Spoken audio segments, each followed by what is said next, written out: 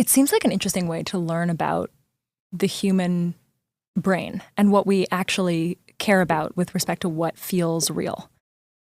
I was wondering about, there was this moment in an interview that you did with Lex Friedman. You quoted research that says that the average American has fewer friends now than they did 15 years ago. Yeah. And I was so interested in that because it seems like if we want to get to a world where there's more human connection, this is the trend that we're going to have to grapple with. And just to give some data on this, in the American Time Use Survey, over the last 20 years, the amount of time American adults spend socializing in person has dropped by nearly 30%. For ages 15 to 24, according to the Surgeon General, it's nearly 70%. And I look at that data and I think to myself, well, maybe if we're all socializing digitally, that doesn't matter so much. Maybe there's a future where that's actually fine. But there's also data that suggests that we're struggling somewhat. The number of Americans who say that they don't have a single close friend, that share has jumped really from 3% to 12% in the last 30 years. It feels to me like with all the tools that we've built for human connection, we're struggling to connect.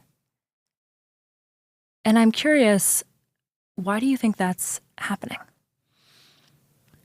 I mean, there's a lot going on to unpack there. A lot has changed sort of economically and socially during that period, and a lot of those trends go back before a lot of the modern technology. So I mean, this is something that a lot of academics and folks have studied, but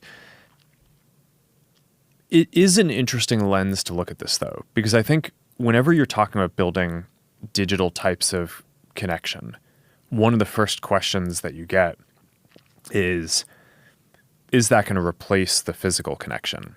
And my answer to that, especially in the case of something like this, is that no, because people already don't have as much connection as they would like to have. It's not like this is replacing some sort of better physical connection that they would have otherwise had. It's that the average person would like to have 10 friends and they have 2, right? Or 3. And there's just more demand to socialize than what people are able to do given the current construct. And giving people the ability to be present with people who are in other places physically just seems like it will unlock more. It's not going to make it so, if I have glasses, it's not going to make it that I spend less time with my wife. It's going to make it so that I spend more time with, my sister who lives across the country. And I think that's good. And I think people need that. As for the rest, I think we could probably spend a multi-hour podcast just going into all of the different kind of socio-economic, political dynamics that are going on.